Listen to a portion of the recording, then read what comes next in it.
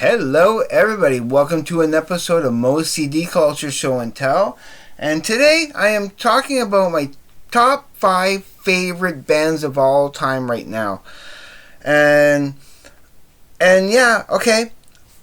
And consider, as I'm going through each of these top 5, and I'm going to go one at a time, that, yeah, at one time, okay, in my youth, Kiss was my first favorite band.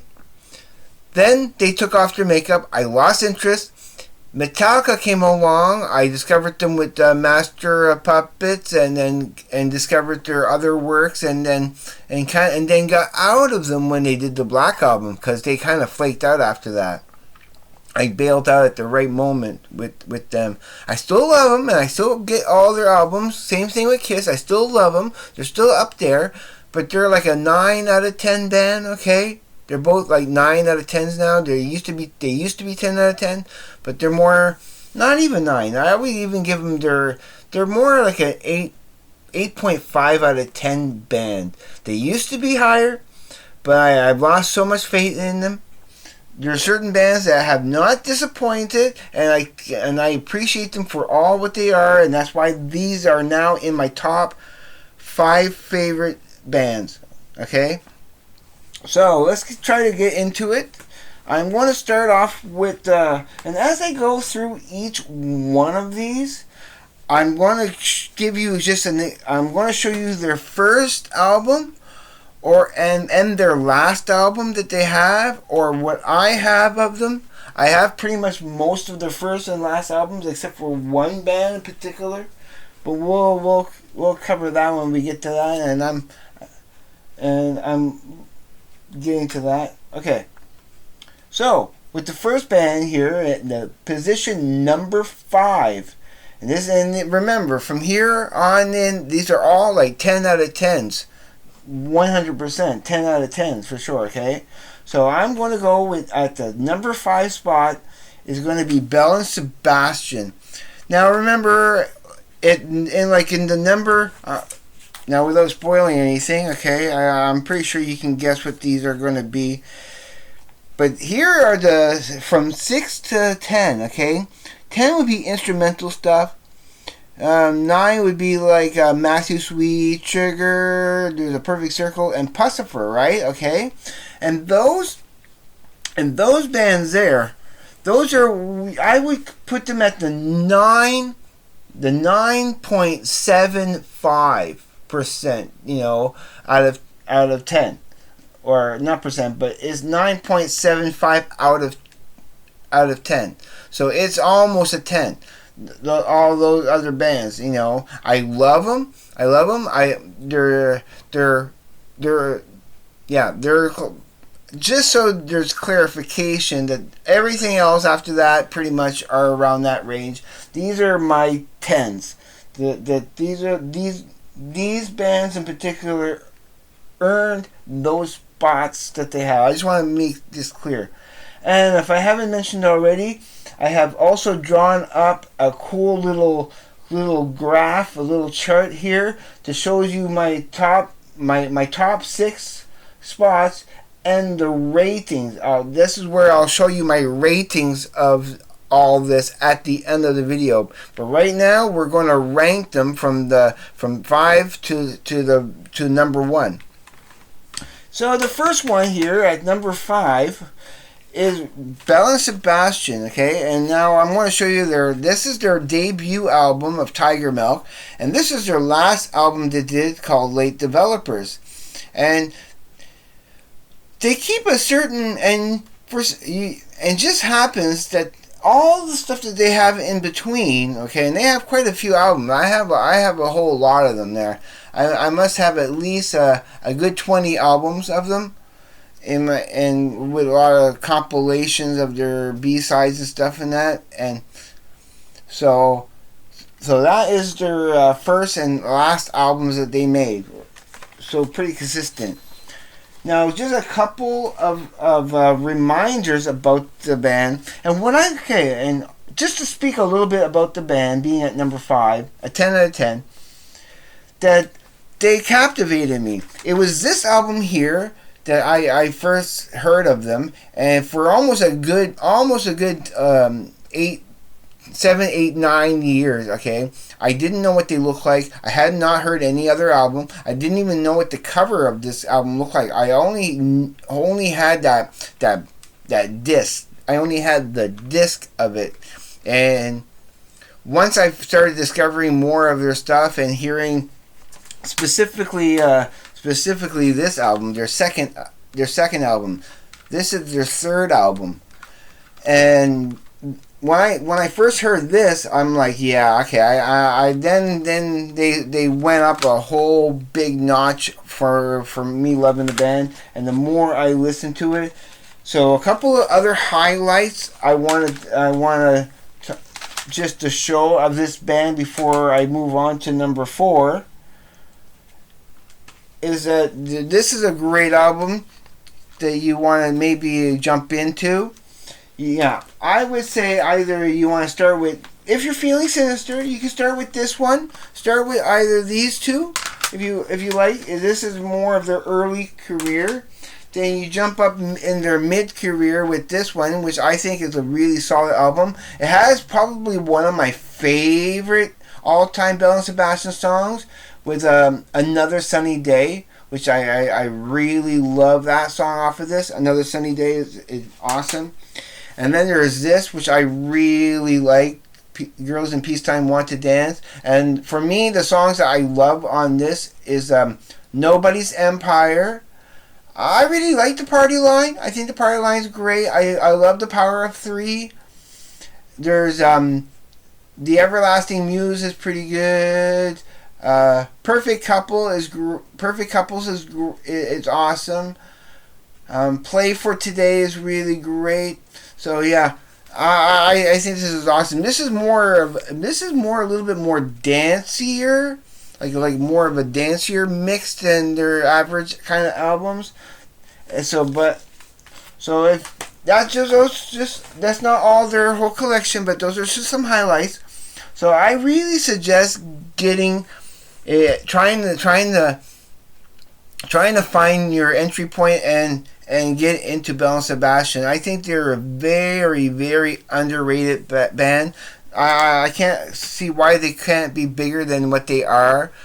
They're from Glasgow, and they're definitely a 10 out of 10 band. So that's why they're in this race here.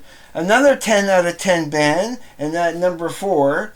And again, they're very tight. They're like when I say they're 10 out of 10, they're both 10 out of 10s, and they can't get any more better than that, really.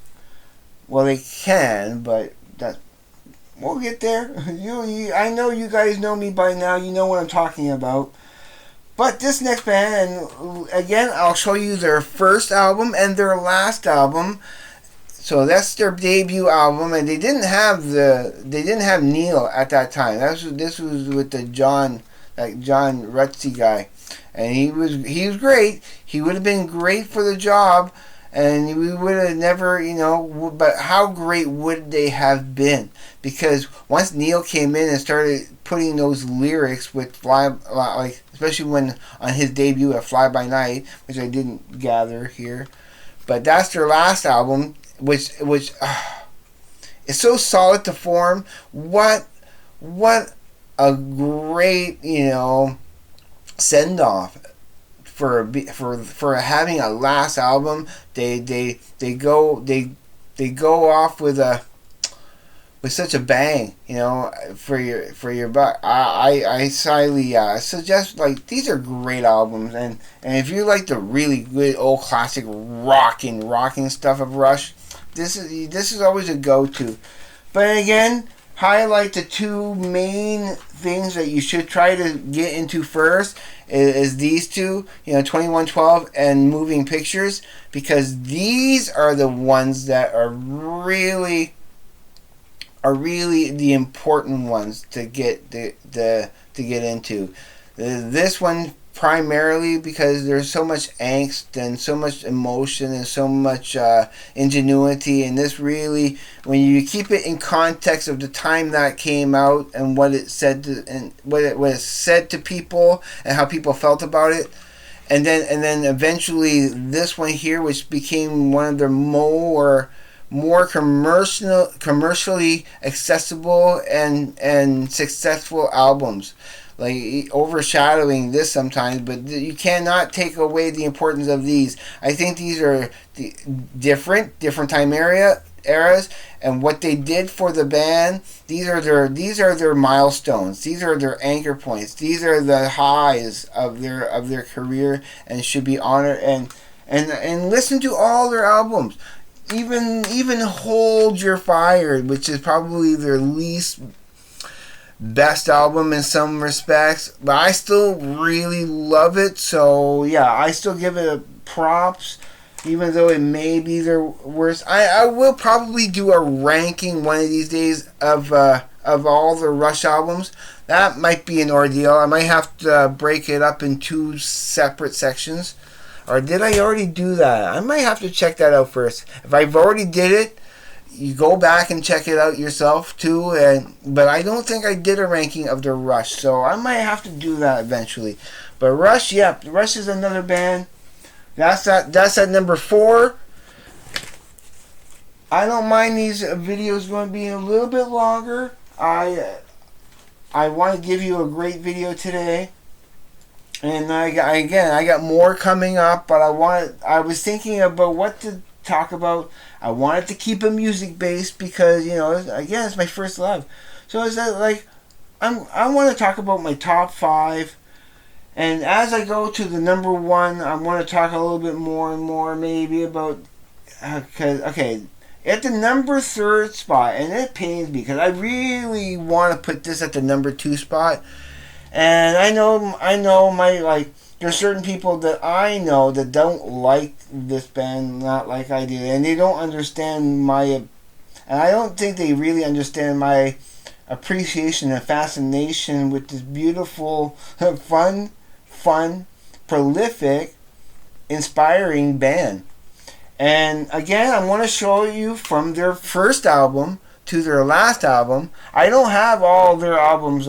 I'm pretty sure I have like at least 95% of the Belle and Sebastian stuff that they have out there. I pretty much have almost all their catalog. If I'm missing something, I don't know what it is. I'm pretty much became a completist with that.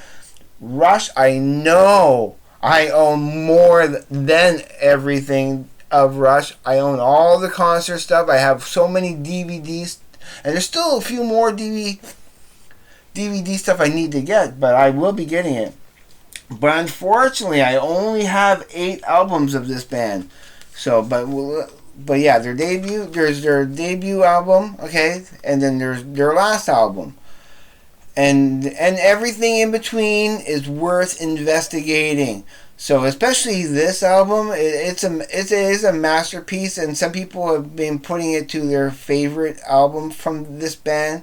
That after so many years, they've mastered their craft. How couldn't they? They're in their 70s. They're in their 70s on this album, and they're still at top form. And this is a awesome album. But starting from this, and this is okay.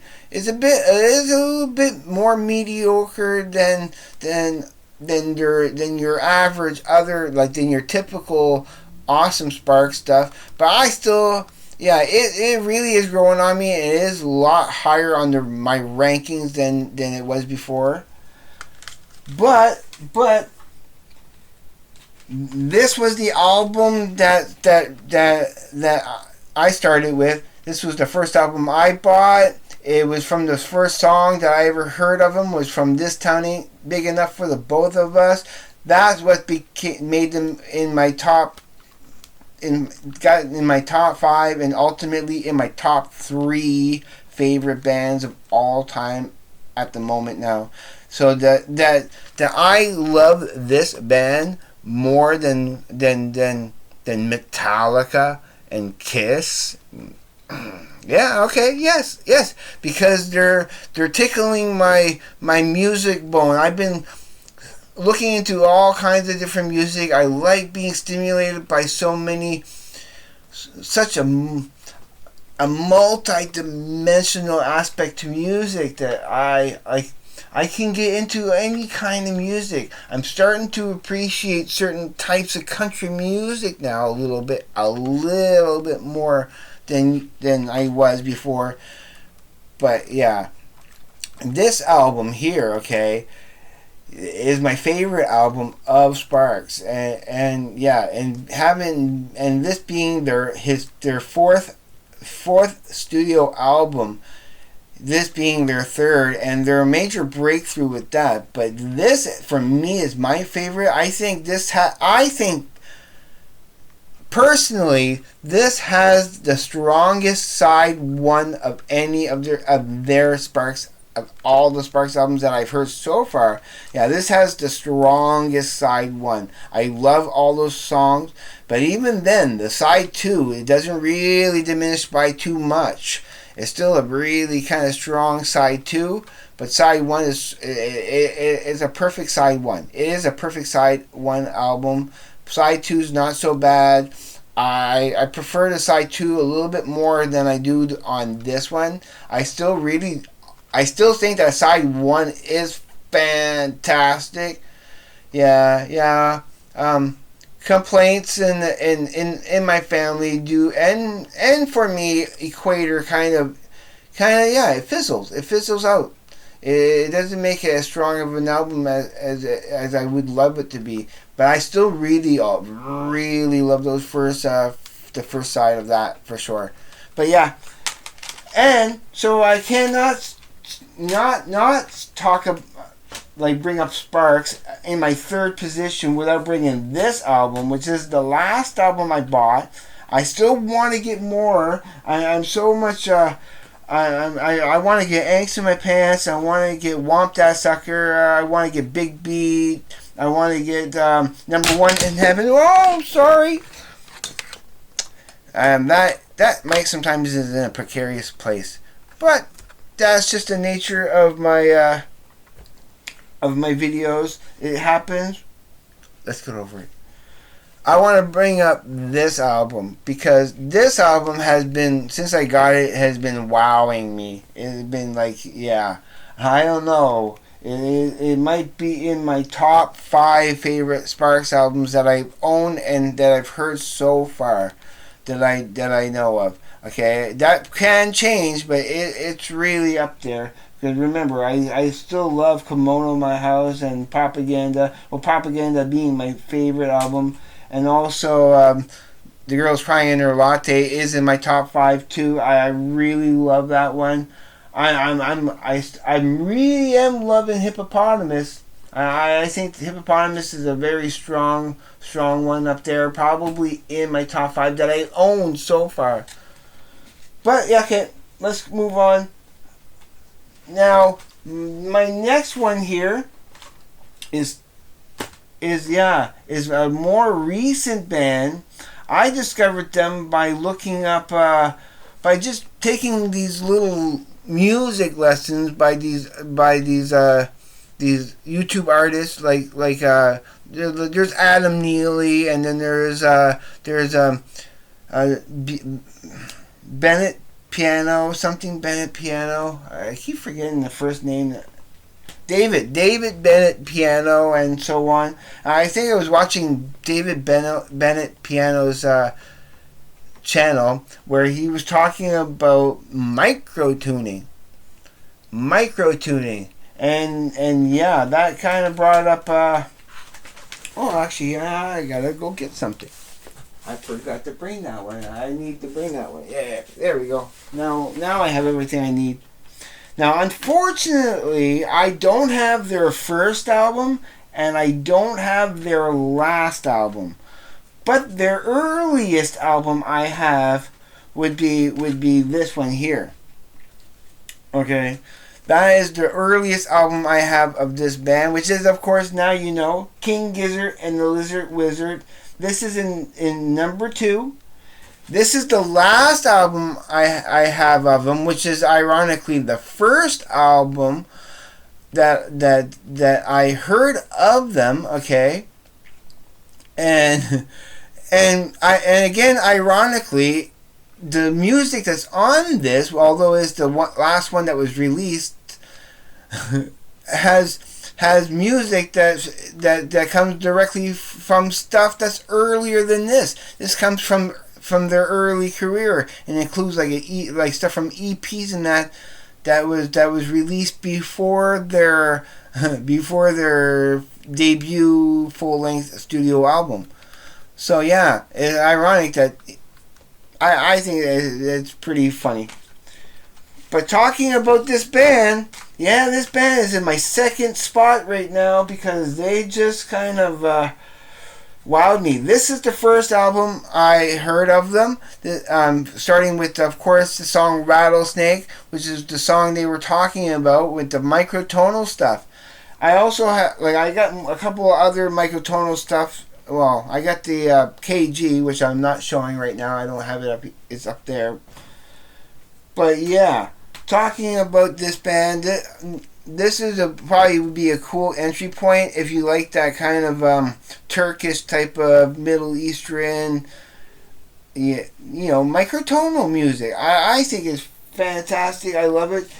But the highlights really for me is this album, of course, of Nonagon Infinity, which is my favorite album of King Gizzard and Lizard Wizard, and this is where I suggest everybody to start. If you want to get into King Gizzard and Lizard Wizard, start from there because either you find stuff you're going to really love, and then you might find a little bit of stuff you might not like as much, but it doesn't matter.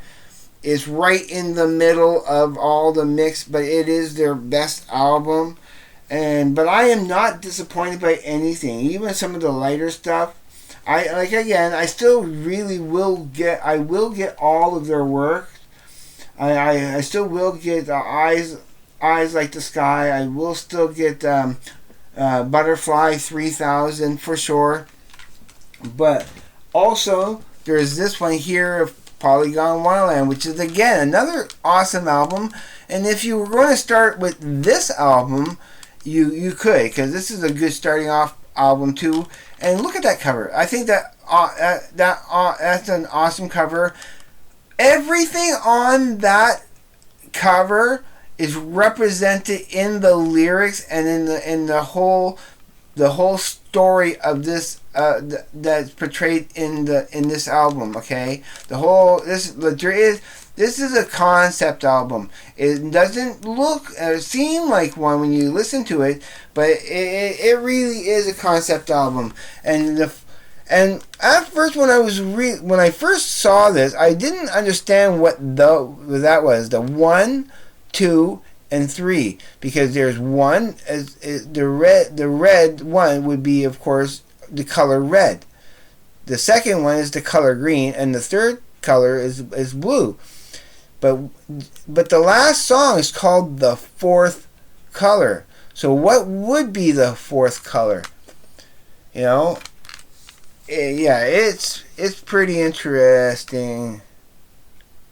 So the fourth color, tetrachromacy is called, But that cover represents what's inside and what the music shows. It's such a great album. Such a great band. So they went up there and they're definitely a 10 for sure, but I'm going to show you that ranking later there. Okay, let's get to it. Number 1, and I'm not going to dwell too much on this, of course, because you guys all know my number 1 is my favorite band since 1992. I talk about it all the time. I get the poster on my wall. And yes, and I can instantly show you the best album. Not the best album. The first album and their last album. So I got their debut album. I got their last album they produced. And so The only one, like I said, the only one I didn't have in the top 5 of the first and last albums was the King Gizzard. I had every other band's first and last album that they produced. But yeah, and this was what I started with when I first got into this band, and when they first became my favorite band and they got there like pretty darn solid in there. It was only this album. When it was just this album, Undertow hadn't even come out yet. I haven't even heard Undertow. I only heard this, and I instantly say, "Yep, nope, this is my favorite band now." Just from this. And then for this band to go in the directions and do the types of albums like to end off with an album like this, but at their peak, and this is my major highlight, would be this album, of course, of Lateralis. This for me is the peak of perfection, and makes this album extraordinary. Now, keep that in mind. Of my top 5, this is number 1. Okay, I am going to show you my graph now of this is I like this. Okay, because you remember me saying that Tool is the only band that I consider an 11 out of 10. An 11 out of 10. So here we go. So Tool is rated 11 out of 10, and that's why, and it's in first place. King Gizzard and the Lizard Wizard at position number 2 is at a 10.25. That's how much I am loving this band, that it shot it to the second place and just puts it just a little above the 10 position out of a 10 out of 10. Because I'm just really, and I'm sorry, Sparks, you're at the 3rd position, and you also maybe, I might even bump you up to a 10.25 also. Because you're another band that's been wowing me. So you might not be a 10. You might, Sparks, yeah, at position number 3, you might be also a 10.25, okay? Just keep that in mind. I may have been a little hasty in putting you at a 10. But Rush, Bell Sebastian, yeah, you guys are 10 out of 10 bands for sure. Everything after that, all other bands are like at 9.75. Like yeah, and that go and the 9.75 can probably go on.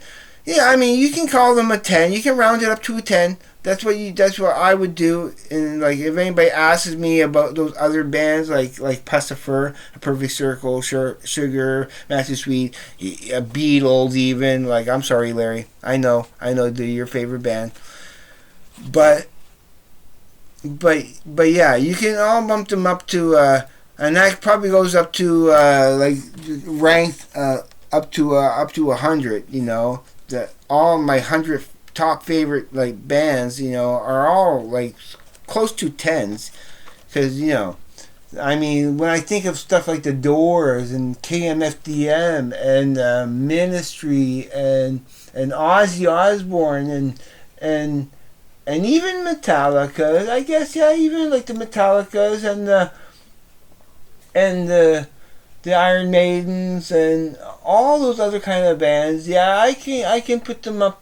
I can put them up in all like the near 10 out of 10s, the 9.75s. Just to clarify, if you're going to get into my top 5 favorite bands, okay, in my top 5, which Bell and Sebastian you are, yeah, you're gonna have to be better than all these other bands that are at that 9.75 spots that we just round up to 10. Okay, that's how I'm gonna put that. So okay, before we hit the 30-minute mark, yeah, I know I'm making these long videos. I'm gonna let you go and look forward to some more videos this week. As always, please be safe. Take care. I will see you on the flip side, and please, everyone, have a great evening, day, night, afternoon, morning, wherever you may be. Peace, everybody.